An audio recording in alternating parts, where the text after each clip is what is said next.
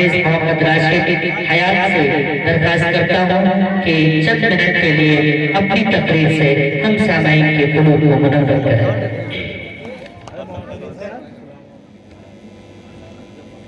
الحمدللہ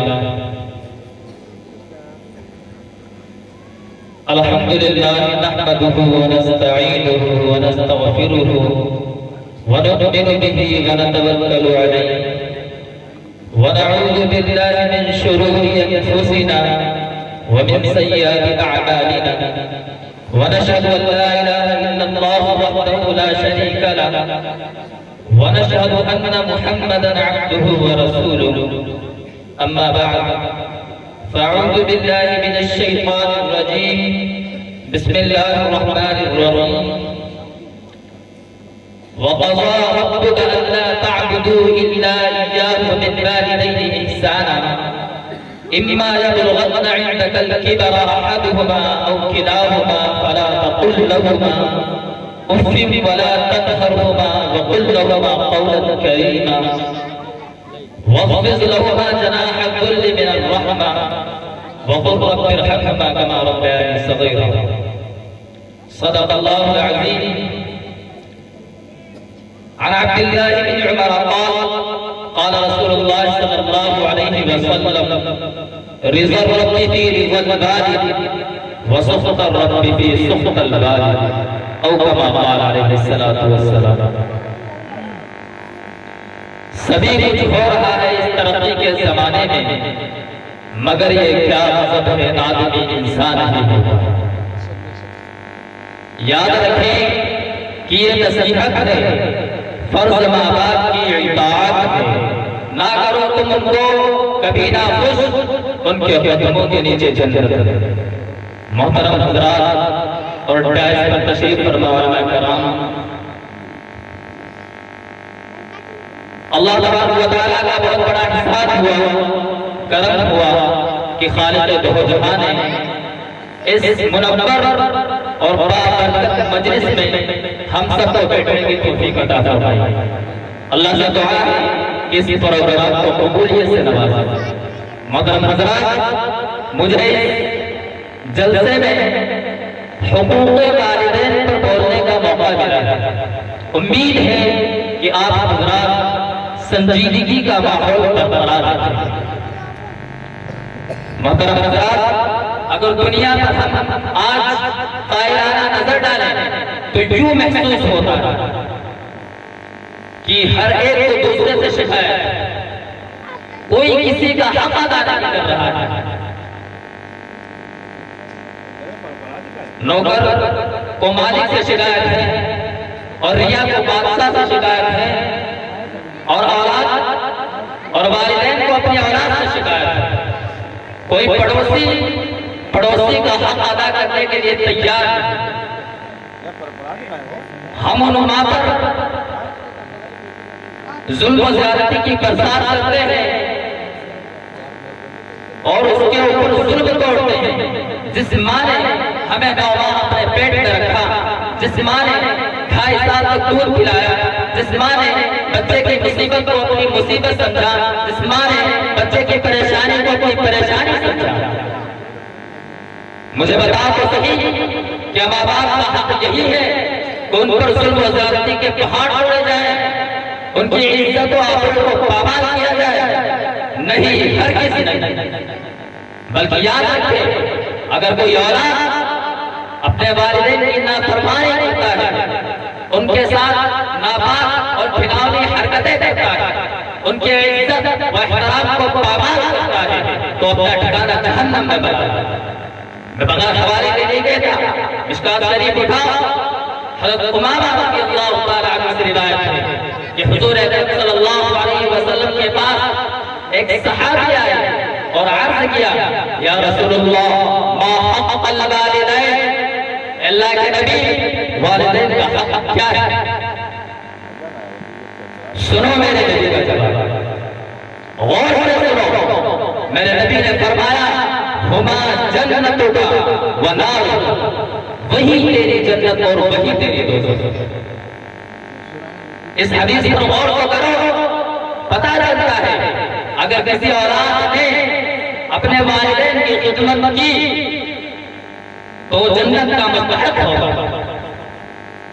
اور جو لوگ اپنے والدین کے ساتھ ناپاک گھناؤنی حرکتیں کرتے ہیں، ان کی عزت و آبرو کو پامال کرتے ہیں، وہ یاد رکھیں جو لوگ ماں باپ کی نافرمانی کرتے ہیں ان کو آخرت میں سزا تو ملے گی، لیکن دنیا میں بھی سزا مل جاتی ہے۔ کتابوں کے اندر لکھا ہے کہ جب تک نافرمان اولاد کو دنیا پر سزا نہ مل جائے اس کی موت نہیں آتی۔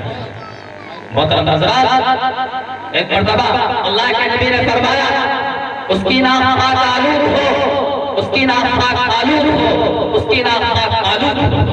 تمام صحابہ کرام تڑپ اٹھے، اے اللہ کے نبی کس کی نام پاک آلود ہو؟ تو اللہ کے نبی نے فرمایا اس شخص کی نام پاک آلود ہو کہ جس نے اپنے والدین کو، اپنے ماں باپ کو یا ان میں سے ایک کو بڑھاپے کی عمر میں پایا اور ان کی خدمت کر کے اپنے آپ کو جنت کا مستحق نہ بنا سکے۔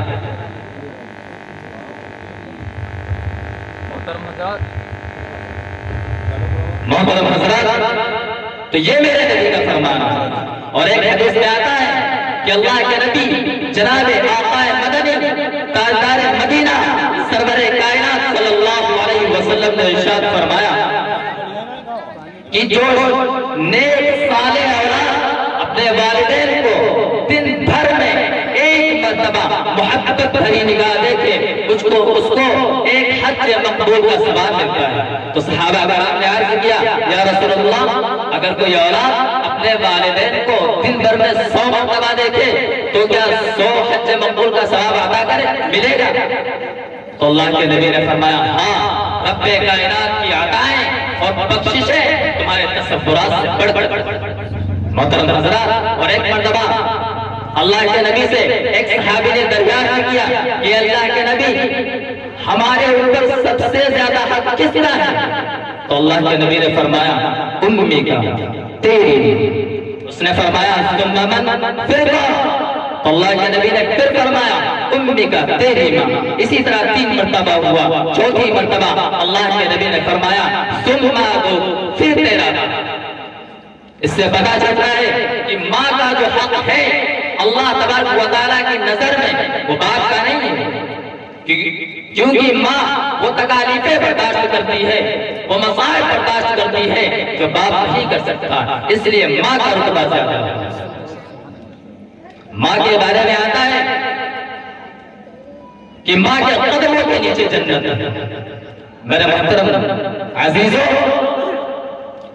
ماں جو تکالیفیں برداشت کرتی ہے، جاڑوں کے موسم ہو، برفیلی ہوائیں چل رہی ہوں اور رات میں بچہ پیشاب کر دے تو ماں رات کو اٹھتی ہے اور بستر کو اٹھاتی ہے اور اس کو دھو دیتی ہے۔ اتنی برفیلی ہوائیں چلتی ہوتی ہیں، اس کے بعد خود گیلے میں سو جاتی ہے لیکن اپنے بچوں کو سوکھے میں سلاتی ہے۔ میں نہیں کہتا کہ باپ قربانیاں نہیں پیش کرتا ہے، وہ بھی بیچارہ اپنے بچوں کی دلکش مسکراہٹوں کو دیکھنے کے لیے گاؤں کو چھوڑتا ہے، دوست و احباب کو چھوڑتا ہے، اپنی بیوی کو چھوڑتا ہے، اپنے رشتہ داروں کو چھوڑتا ہے، پردیش جاتا ہے، اس کے بعد روپے کماتا ہے اور سوچ کر ایک روپیہ خرچ کرتا ہے۔ جہاں 10 روپے کا کام ہوتا ہے وہاں 2 روپیہ خرچ کرتا ہے اور سوچتا ہے کہ میرے بچے، اگر میں نے یہ روپے خرچ کر دیے تو میں اپنے بچوں کو کیا دوں، میں اپنے بچوں کو کیسے کپڑا پہناؤں گا، ان کی پڑھائی کیسے ہوگی۔ لیکن یاد رکھیں باپ کی وہ ساری کی ساری قربانیاں ماں کے اس وقت کا مقابلہ نہیں کر سکتی جس وقت ماں وقت کاٹ کر تم کو جنم دیتی ہے۔ محترم حضرات، یاد رکھیں آپ لوگ ماں باپ کی خدمت کرتے رہیں۔ میں نے خطبے کے دوران سورہ بنی اسرائیل کی تلاوت کی، اس میں اللہ تبارک و تعالیٰ یہی فرماتا ہے کہ تم اس خالق السماوات اور پالنہار کی بندگی کرو اور اپنے ماں باپ کے احسان مند رہو۔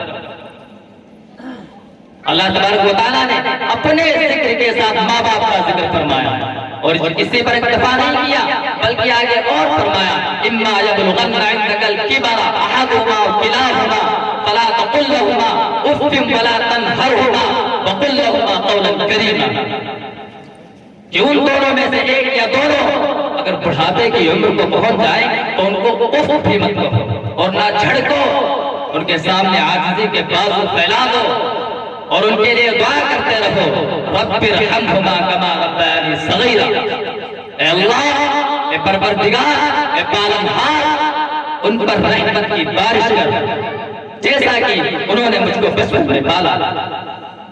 محترم بزرگوں اور دوستوں، والدین کی خدمت کرنا رب کائنات کے کلام سے ثابت ہے۔ محترم بزرگوں اور دوستوں، فی الحال آپ کو یہ سمجھ لینا چاہیے کہ ہر حالت میں ماں باپ کی خدمت کرنی ہے، کیونکہ اگر ماں باپ کی خدمت نہیں کریں گے، نافرمانی کریں گے، تو اللہ تبارک و تعالی ہم سب کو جہنم میں جگہ عطا فرمائیں گے، اور اگر ہم نے خدمت کر لیا تو ہم جنت کے مستحق ہوں گے۔ اللہ تبارک و تعالی سے دعا ہے کہ اللہ تبارک و تعالی ہم سب کو والدین کی خدمت کرنے والا بنائے۔ وآخر دعوانا الحمد للہ رب العالمین۔